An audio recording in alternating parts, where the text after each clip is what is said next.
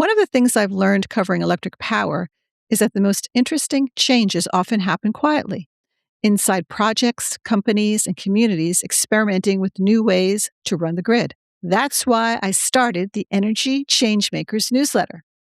Each week, I share reporting and insights about the innovations creating the decentralized grid. If you'd like to follow along, you can subscribe for free at energychangemakers.com. Now let's get to the show. We know the grid is undergoing massive change, which creates massive opportunities for local energy. The Energy Changemakers podcast offers rich conversations with industry leaders to help you and your company capture opportunities to build the decentralized grid. I'm your host, Elisa Wood. Welcome to the Energy Changemakers podcast. Hey everyone, Elisa Wood here. I have with me Robert Cross, who is the CEO of Cross Consulting and principal at Outfit. He's really busy right now getting ready for the Great Transformation 2026, an event designed that's going to bring together all kinds of folks who are fascinated by microgrids and distributed energy. That's going to be held July 8th through 10th in Bend, Oregon. And we're going to talk more about the event shortly, but first, I want to talk to Robert about how this event came to be, because I think it speaks to where the market is and its needs and its gaps. So hello, Robert. Thanks for being with us today. Hi, Lisa. How are you? I'm very excited to be here. There is so much to talk about, right? There really is. And by the way, Robert is coming to us from Oregon, one of my favorite states. Beautiful day in Bend, Central Oregon today. Very nice. It's always beautiful in Bend. Well, maybe it's a little rainy sometimes, but mostly it's beautiful. So, Robert, one of the first questions I love to ask my guests is how they came to be involved in energy and microgrids and distributed energy in particular, because I've learned there's some fascinating journeys. Tell me a little bit about how you arrived at this place today. It's been quite a journey. I think as a young boy, I was influenced by the Apollo 11 missions and aspiration. And growing up, there was kind of the more fantasy aspect of that, whether it was Star Wars or Star Trek, or just seeing those types of big pictures on screen, but more from like a science and engineering perspective. My dad was an electrician, so was kind of around that, pragmatic application, pulling wire, and then really just thinking about the sun. I remember asking him way back, like, why doesn't he do solar, so to speak? And I don't think the incentives or the cost effectiveness model was quite there decades ago, so to speak. But I was just really enamored with the idea of aspiration in one regard, which is kind of like that blue sky thinking. And then as I better understood the climate problem or climate science, it was pretty logical to me that the sun or solar was going to play a key role.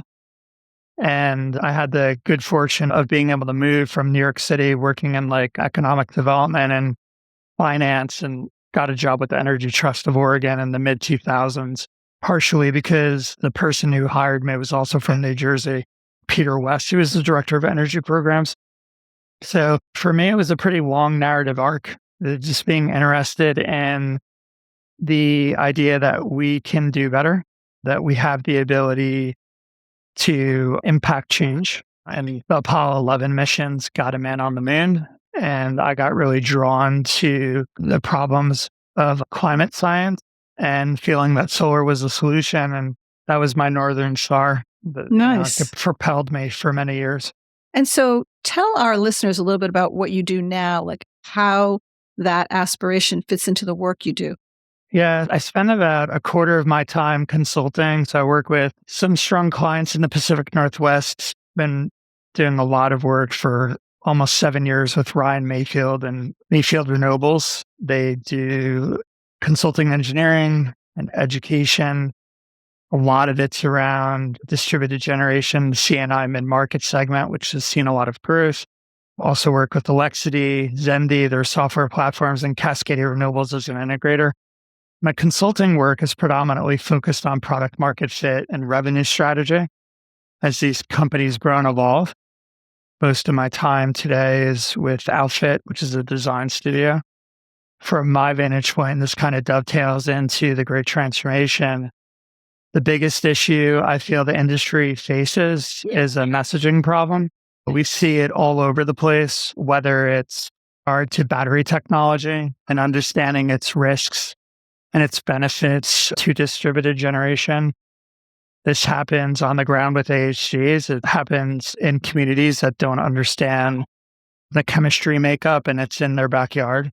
As an industry, we have to do a better job at messaging, not only to communities as we're trying to accelerate change, but also I kind of feel like, where's the excitement, right? Like, where are the people behind these technologies? And while a lot of the companies and the people that I work with are quite bright around engineering or technology or battery science, I think the industry is sorely lacking in storytelling and the excitement behind it. And how do you convey complex information in a compelling way? And that's where we use a lot of film. We do a lot of animation, illustration to try to do that, to try to make an impact and share information about systems and in a way that the lay person can understand and gravitate to.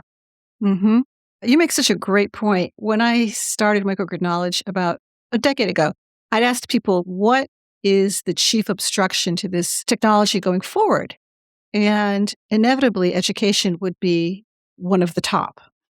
And now, 10 years later, when I ask people that same question, again, education is at the top.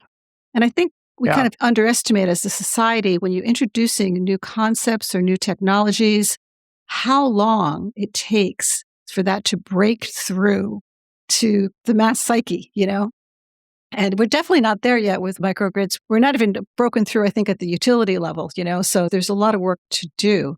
And I really have to commend you because I know you've taken on this conference. You're in your second year now, and it's a great way to do that. But before we get into the specifics of the conference, I want to talk to you a little bit about some of the thematic aspects of it. I love this. You said, we don't just predict the energy crisis. We possess the formula to re-engineer. And that's the theme behind your event. Tell me what that means to you. Yeah. What it means to me is that we have the answers, or some of the answers, particularly from a technological perspective. If you look at the market adoption of batteries and their impact on the value of renewable generation, as an example, just in a handful of years, we can see that impact of change. And then you have controls and the ability to dispatch energy at the right time. If you look at that simple aspect from a systemic perspective, from my vantage point, distributed generation is a better product. On-site generation is a better product. It's kind of looking at it in one segment of our industry. What that's saying is the technology is rapidly advancing. Levelized cost of energy of renewables keeps decelerating. I don't think it's an engineering issue per se. We've figured out a lot of the technological problems. Our challenge and the gridlock is regulatory, it's supply chain, it's fragmented data, and there's an underinvestment, right? So the roadmap to me is pretty clear. Where the rubber meets the road invariably is, how do we come together as a society and make choices or better choices for our future? And are we going to do that? Right. Right. Or are we just going to look at the train that's coming down the tracks and going, no, we're going to hold on to legacy systems and eventually get hit by that, which is, I think it's happening sooner than people think. The change, what you call the great transformation, you think that's happening more quickly than people think? I think it's happening too fast and too slow. In some ways, I think it's very, very hard to have systemic change to the depth and degree that we need, whether that's from the grid, whether that's from investment, whether that's from policy on a federal level or regional level. And then in some regard, you look at the adoption of technology and it's like unprecedented. Hmm. So I think that it's happening whether we want it to happen or don't want it to happen. But in order for the transformation to happen in a real, tangible way, we have to come together more. Hmm. And we know that we're in an energy crisis. I mean, it's quite clear what's happening. And the projections over the next 3 to 5 years are alarming, quite frankly. But the idea behind the great transformation is that we can convene as stakeholders and bring everybody in a room and talk about these issues in a professional way and try to figure out solutions with Right. everybody in the room. Yeah. Somebody said to me the other day, similar to what you're saying now, they said the problem isn't technology, the problem is people in terms of actually achieving this grid of the future that we're aiming for. And I think that could be taken on more than one level. People in terms of, as you mentioned, policy, regulators, things that they're doing. It can be taken as educating people, bringing people in the room, you know, like this conference will do, to talk these things through and figure it out. And then the other thing is, and this is what makes me kind of more pessimistic, is how people are handling the market, and I guess what makes me most pessimistic about the grid transformation or getting there is the dominance of the utility model, basically an economic model that makes it difficult for these new technologies to make inroads. Do you agree with that? Well, I guess I want to ask you, what is it that you feel positive about? What are you feeling negative about here? I think you hit the nail on the head, and that's the real question. So if I pose the question to the utilities, right? So that they have command and control, uh, centralized model. Hmm. At the same time, because of that, they're dealing with load growth from AI data centers. Costs are skyrocketing. Climate weather events are increasing markedly. They have an aging infrastructure. So they have control of it, but they're also facing and looking at all these issues coming at them at the same time. It's like they have control, but it's getting out of control. Correct. And it's not going to improve, so to speak. Power needs are accelerating. There's no relief in sight in any model that I see. The weather events are increasing. The Mhm. infrastructure is not going to get any younger, so to speak. So if you look at it that way, distributed generation from my vantage point, is it a threat or is it a relief valve, so to Mhm. speak? How do you frame it? Maybe if there's a shift, maybe there's value in having distributed operation. Maybe there's value to offload some of the capital expenditure that's massive on the third parties. Maybe it's a value to have virtual power plants, the software that can bundle distributed assets into a cohesive resource.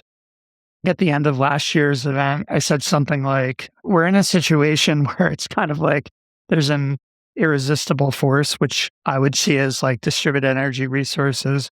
I think it's coming any which way. And then you have an immovable object, which is this legacy system. It's colliding. How we reconcile that, ideally, I think is together. But how that's figured out, it's really hard to say. And it's playing out all over the world, playing out in different municipalities. It's playing out on the project level. So true. It's fascinating because I'm hearing, at least anecdotally from people, that some utilities are beginning to perceive distributed energy as more of an ally and less of an enemy, that they're realizing that they need capacity, they need, as you put it, to offload some of this enormous demand that's occurring on the grid, and that distributed energy is a good way to go. So I guess that's a positive, that we're starting to see some inklings of utilities figuring out that, yeah, this is the solution you want to look at. It's not the enemy. Let me stop to share something I've noticed after years covering electric power. The real story of how the grid is changing hardly ever shows up in a single headline. It's happening piece by piece in microgrids, solar, virtual power plants, and new market models that reshape how electricity works. That's what I track in the Energy Changemakers newsletter. Each week, I break down the most important developments in distributed energy and explain what they mean for the industry and the world. Recent issues have looked at the rise of data center microgrids, controversies over virtual power plants, and why balcony solar shouldn't be ignored. So if you enjoy this podcast and want a clear weekly briefing on where the power system is heading, you can subscribe for free at energychangemakers.com. That's energychangemakers.com. Now let's get back to the conversation. Something else I want to talk to you about was we were talking, you and I, the other day, and you mentioned you wanted to create professional conflict at the event in a constructive way. I'm really curious what you meant by that. I've been thinking about it. What are some of the uncomfortable questions the industry needs to confront? I think as an industry, and it's been close to 20 years for me, we're really good at talking to each other. How does hardware work with software? How does software provide value to end users? But it's a little bit different if we're trying to get appreciable scale. How do we communicate better with utilities?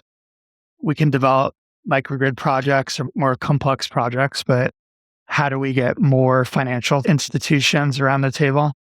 Like, how do you go from feasibility to bankability, as an example? The idea, in part by the Great Transformation, is to do that. It's not just to have clean technologists or project developers in the room. It's also to consider the people that are aware of the energy transition, but don't operate it in every day, that need to come to the table. To me, over the next 3 to 5 years, it's not about us talking to each other. I think to a greater degree, it's about our industry talking to these other legacy industries around us that can either help accelerate and adopt change or can stymie it. And what would be some of those legacy industries? Lending, banking, financing. Rooftop, as an example, is a lot easier to understand project economics in contrast to, well, what happens when we add energy storage? What happens when we add control? What happens when we have a microgrid? It gets a lot more complex. So how are we going to finance these projects at scale? We already talked about the utility aspect. Government plays a huge role. Like, one of the interesting things that has kind of come up to me when people have been interested about the event, it's like, is this going to be Oregon centric? Well, it's in Oregon, but is the energy transition just happening in Central Oregon? I think that's part of the problem that I'm talking about. Like, if we're going to scale and hasten change as an industry, we really have to do a better job at communicating value proposition to what I call the market actors that need to be buying into what we're doing. And that's where some of the conflicts comes in. It's a two-sided thing, right? Like, if you're operating in a vacuum, it's really easy to believe in your secret sauce or in your value proposition. But if you start thinking about scale outside of that vacuum, it's a much harder equation. Yeah, I really love that because, so many of the conferences that are out there are a lot of backslapping, right? And that's not a bad thing. I mean, it's great to go someplace and hear what you're doing is good and meaningful and meet other people who are doing the same good and meaningful work. It's inspiring. It gets you back out there for the next day. But it's really, as you're saying, not enough anymore for this industry. It really has to take on some of the hard conversations. Yeah, I think, and part of that's commercialization. So I've talked to different project developers, I've talked to banks over the past 2 to 3 years. And at the end of the day, we live in a capitalistic commercial society and people have a tendency towards gravitating to money. And we, as an industry, if we're trying to, again, like, accelerate change, we have to better explain the value proposition of our technology. And some of these questions are out there, like, what is the true value of resilience? What is the true value of reliability? As an example, these are some of the questions that I hope to bring up in the different panel segments. Yeah, let's talk a little bit about who will be in the room. But before I get into that, let me ask you this question. You've been in this business for a while. So you've seen who has staying power, and there's a lot of new companies entering right now. What do you think separates those companies, the companies with the staying power, from the ones that are more based on hype? Having a real tangible revenue model, I think, is a big aspect of it. We kind of see that challenge, obviously, in the residential sector as the incentives go away and dry up and third-party financing becomes challenging. You need a real tangible revenue model, and that's beyond incentives. You have to have a product, you have to be able to market it, you have to be able to sell it. A big proponent of battery technology and the adoption of batteries, the ability to dispatch energy at the right time. I think utilities will move to time of use quicker than people think. That's probably the aspect that I'm most bullish on. A lot of my work is in the messy middle, the C&I mid-market segment, where projects are very different and present a lot of challenges from one to the next. But that's kind of the space that I like to operate in. But if you were to ask me, like, what am I most bullish on? It's the adoption of batteries. It's common sense. We have renewable energy. Now we have to store it. Okay, well, then what do? You dispatch it at the right time. If you think about that and doing it thousands and thousands of times, the exponential value, it's going to make sense. Right. At some point. It's just common sense. And one of the clients that I work with is Alexity. It's focused on load control software, and they're getting a lot of market uptake with car dealerships because it's common sense, right? Hopefully common sense and a better product will win out. It will. It's just a matter of time, right? How long it will take to get there. It's a matter of time. Yeah. And how painful, because that light's coming down the train tracks either way. Right. And also how painful policy will make it. I mean, I think right now we're in a bit of a painful period, hopefully coming out of it because of the whiplash changes in federal policy, over the last couple of years. So it's amazing how much government affects energy. There's a whole segment out there that says, keep government out of energy, the kind of free market approach. But that's just not reality. The reality is that government has, for a long time, and will for a long time, really be the major market maker for energy based on the way it crafts policy. So we're gathering people together in kind of a tough period. But I also see a lot of hope and innovation out there too. I mean, I see this over and over again with the distributed energy sector, where they've run into problems with policy not going their way, and they just need a little bit of time, and they quickly reconfigure and come up with new business models that will work under the new situation. So I think you're having this conference at a good time, because I think we're sort of entering that period where people are starting to roll out these new business models. So let's talk a little bit more about the actual event.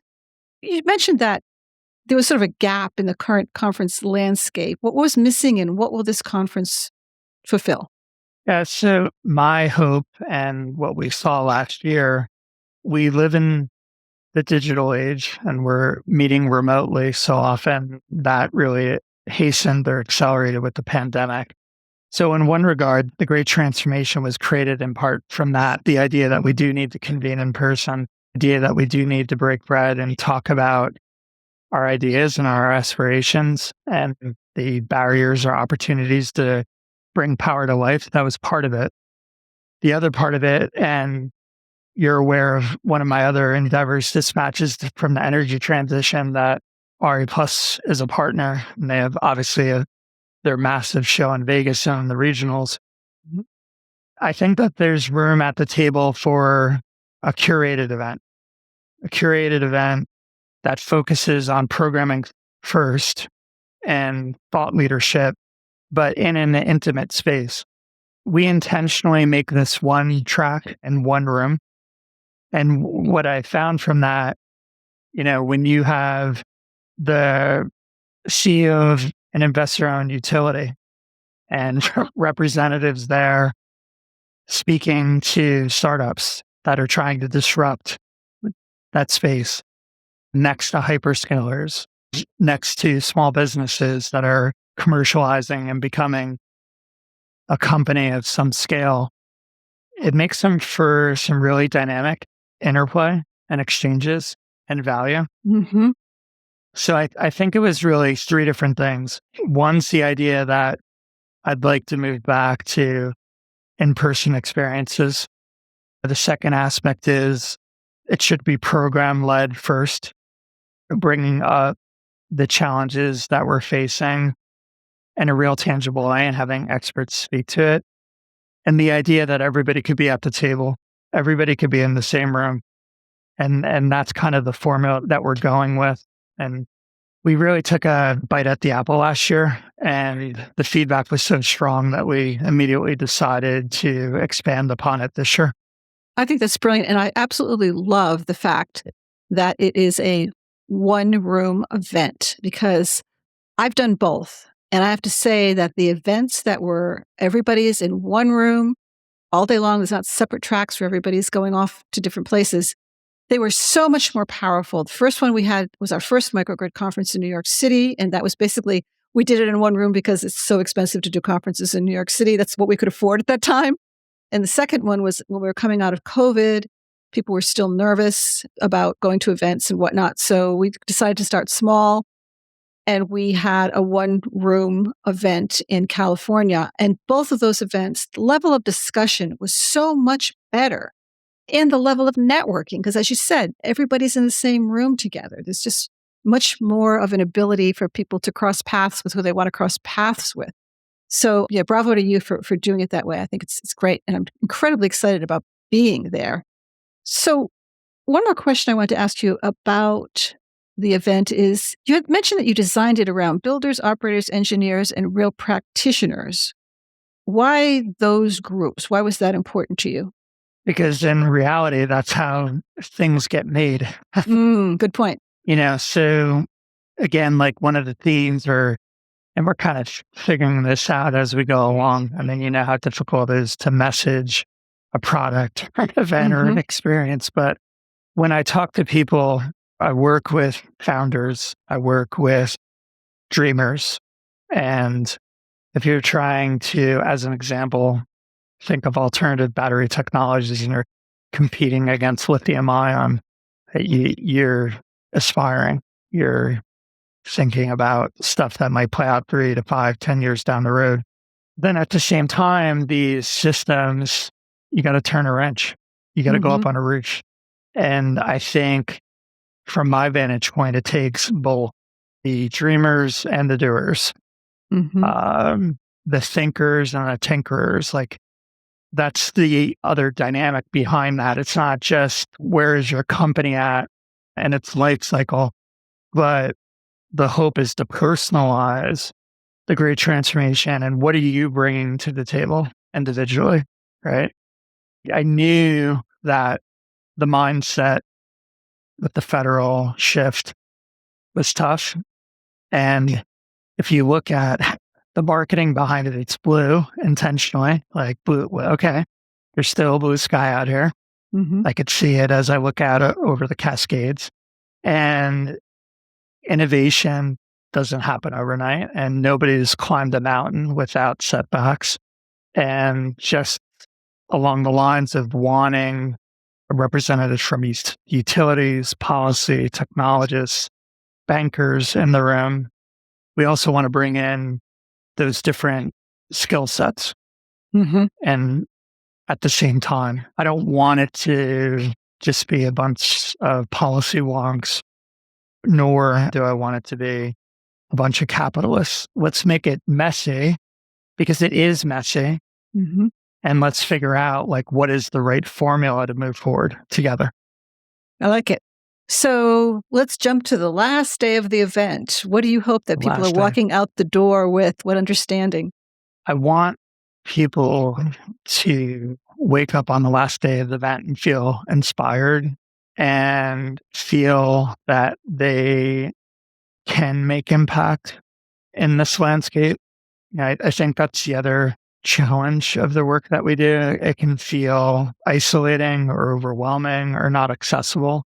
But if we can really sit around the table and break bread and delve into these topics and look at what's happening, look at geothermal, look at the rate of acceleration and adoption of batteries, look at the power of controls and being able to dispatch energy at the right time. At the end of the day, a better product will prevail. I firmly believe that.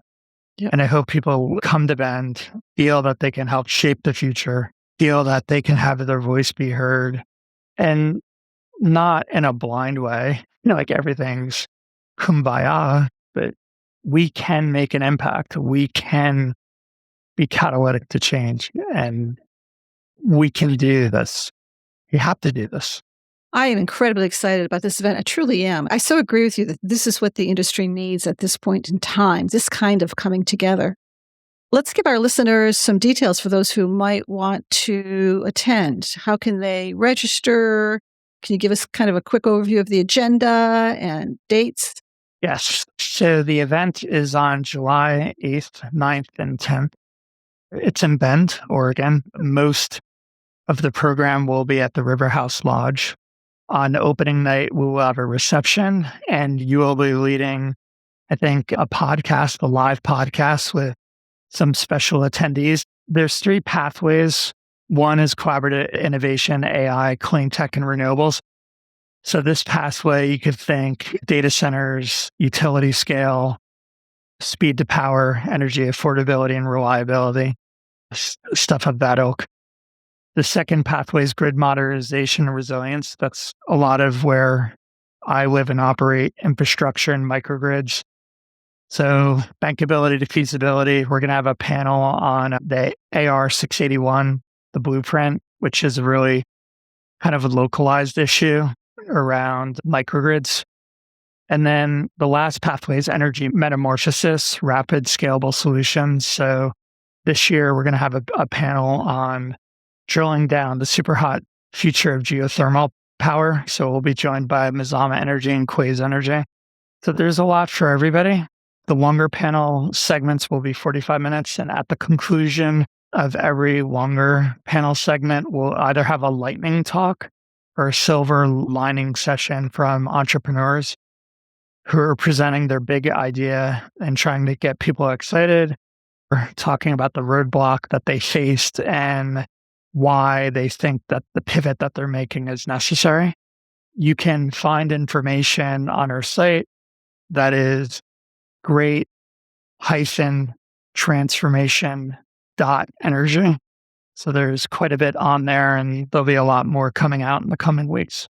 Great. We will include that in our show notes too for people who didn't quickly get out their pen and paper. So where do we fly into? Should we fly into Bend, or should we fly into Portland and rent a car, or what's the... You want to fly into Redmond Airport. Yes. Okay. People call it Bend. They'll call it Bend Airport, even though it's in Redmond. And then you're about 15 to 20 minutes out.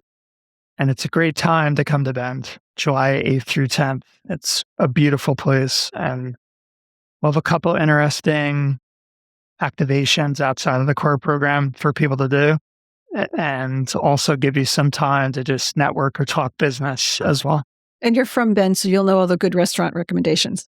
Yes, I live in Bend. Well, I'm not from Bend. I'm actually from New Jersey, but I've been in the Pacific Northwest for a better part of almost 20 years. Ah, that's why I didn't pick up a New Jersey accent. Aha. Yeah, it's been a while. All right, well, fantastic. Hey, thanks so much for coming on the show and talking about this, and I will see you in July at the Great Transformation. Thank you, Lisa. I appreciate it.